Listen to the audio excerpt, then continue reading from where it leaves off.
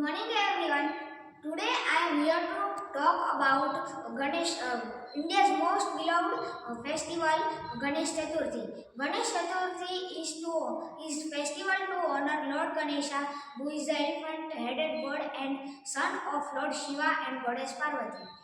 He is called the god of wisdom, prosperity, and good fortune. He is also called Vighnata, the one who removes obstacles, and Siddhivinayaka, which means the one who grants success.